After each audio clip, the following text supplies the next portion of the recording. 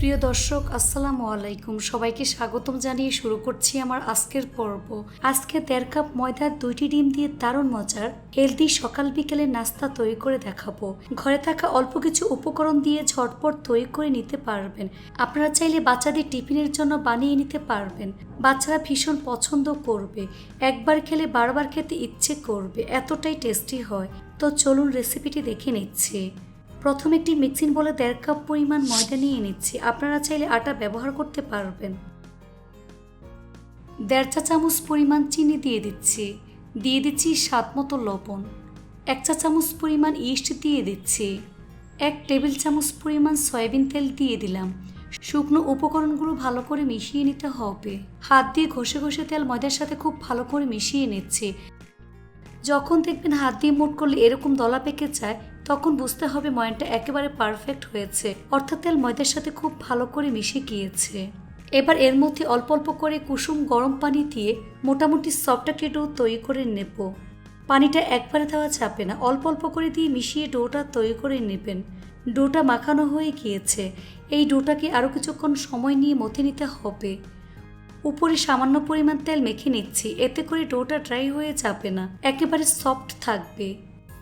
এবার wrapping paper দিয়ে ঢেকে রেখে দেবো প্রায় 25 থেকে 30 মিনিটের মতো। এই ফাঁকে চুলা একটি ফ্রাই প্যান বসিয়ে এর মধ্যে 1 টেবিল চামচ পরিমাণ সয়াবিন তেল দিয়ে দিলাম। তেলটা যখন মোটামুটি গরম হয়ে যাবে, তখন এর মধ্যে ডিমের মিশ্রণ দিয়ে দিচ্ছি। এখানে আমি 2টি ডিম নিয়েছি। এর মধ্যে স্বাদ মতো লবণ, 1/4 চা চামচ পরিমাণ কালো গোলমরিচের গুঁড়ো দিয়ে ভালো করে ফেটিয়ে নিয়েছি। এবার গরম তেলে ডিমের মিশ্রণ দিয়ে দিচ্ছি। ডিমটাকে ঠিক এভাবে কিছুক্ষণ রেখে দেব। কিছুক্ষণ পর ডিমটাকে ভেঙে ঝুরঝুরা করে নিতে হবে, অর্থাৎ ডিমটাকে আমি শ্যালো ফ্রাই করে নেব। এখন ডিমটাকে উঠিয়ে ভালো করে ঠান্ডা করে নেব। এবার একটি মিক্সিং বলে 1/4 কাপ পরিমাণ শসা কুচি নিয়ে নিচ্ছি, সাথে 1/4 কাপ পরিমাণ গাজর কুচি, 2 টেবিল চামচ পরিমাণ পেঁয়াজ কুচি, 2 থেকে 3টি কাঁচামরিচ কুচি। এবার ভেজে রাখা ডিম দিয়ে দিচ্ছি স্বাদ মতো লবণ। সবকিছু একসাথে খুব ভালো করে মিশিয়ে নিতে হবে।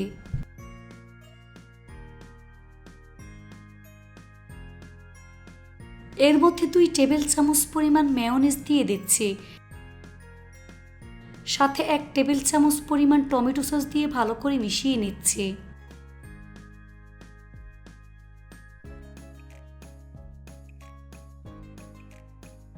এর মধ্যে 1/2 চা চামচ পরিমাণ কালো গোলমরিচের গুঁড়ো দিয়ে ভালো করে মিশিয়ে নিচ্ছি। এই তো মিশ্রণটা রেডি হয়ে গিয়েছে। এবার এটাকে এক সাইডে রেখে দেব। ফিরে আসলাম 30 মিনিট পর। এখন র্যাপিং পেপার সরিয়ে নিচ্ছি। তারপর ডো থেকে বাতাস বের করে নিতে হবে।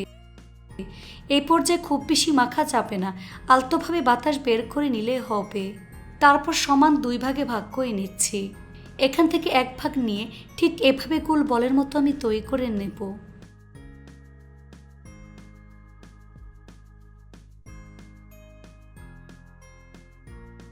এভাবে 2টি গোল বলের মতো আমি তৈরি করে নিয়েছি।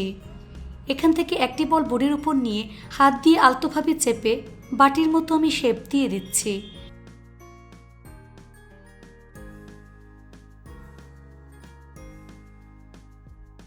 তারপর আগে থেকে রেডি করে রাখা পুর দিয়ে দিচ্ছি। পুরটা একটু বেশি করে দিয়ে দিচ্ছি।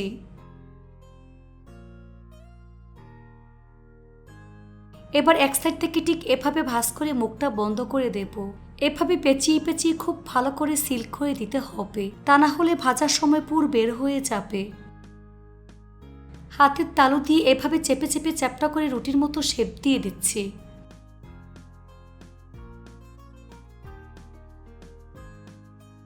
দেখুন ঠিক এরকম মোটা করে তৈরি করে নিয়েছি।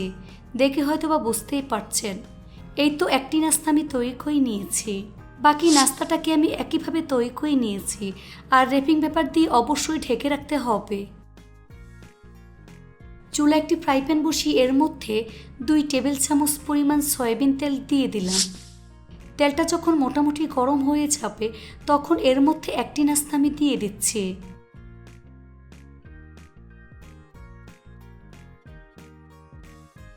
চুলাটা স্লো মিডিয়ামের মাঝামাঝি রেখে ঢাকনা দিয়ে ঢেকে রেখে দেব প্রায় 5 থেকে 6 মিনিটের মতো। 5 মিনিট পর ঢাকনা সরিয়ে নিচ্ছি। এ পর্যায়ে নাস্তাটাকে খুবই সাবধানে উল্টিয়ে নিচ্ছি। আবারও ঢাকনা দিয়ে ঢেকে রেখে দেব প্রায় 5 থেকে 7 মিনিটের মতো। এভাবে 1 থেকে 2 বার উল্টে পাল্টে নাস্তাটাকে গোল্ডেন ব্রাউন করে ভাজতে হবে। তো আমার নাস্তা ভাজা হয়ে গিয়েছে, দেখুন খুব সুন্দর কালার চলে এসেছে। এখন প্লেটের মধ্যে নিয়ে নিচ্ছি। একইভাবে আরেকটি নাস্তা ভেজে আপনাদের দেখিয়ে দিচ্ছি। এর জন্য ফ্রাই প্যানে নাস্তা দিয়ে দিচ্ছি। তারপর ঢাকনা দিয়ে ঢেকে রেখে দেব প্রায় 5 থেকে 7 মিনিটের মতো। 5 মিনিট পর ঢাকনা সরিয়ে নিচ্ছি। আবারও উল্টে দেব। এভাবে কয়েকবার ঢাকনা দিয়ে উল্টে পাল্টে গোল্ডেন ব্রাউন করে ভাজতে হবে।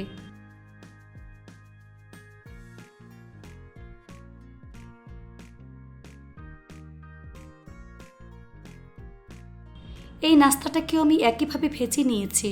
এখন প্লেটের মধ্যে নিয়ে নিচ্ছি। তারপর পরিবেশন করে আপনাদের দেখিয়ে দিচ্ছি। দেখুন আমার নাস্তা দুটি দেখতে মাশাআল্লাহ কতটা সুন্দর এবং কতটা লোভনীয় হয়েছে। এটা শুধু দেখতেই সুন্দর না, খেতে অসম্ভব মজার হয়েছে। এভাবে একবার হলেও বাচ্চাদের টিফিনের জন্য তৈরি করে নেবেন। আশা করছি বাসার ছোট থেকে বড় সবাই ভীষণ পছন্দ করবে। একবার খেলে বারবার খেতে ইচ্ছে করবে, এতটাই মজার হয়। রেসিপিটি ভালো লাগলে অবশ্যই একটি লাইক দিয়ে দিবেন। ফ্রেন্ডস অ্যান্ড ফ্যামিলির সাথে বেশি করে শেয়ার করবেন। সবাই অনেক বেশি ভালো থাকবেন। আল্লাহ হাফেজ।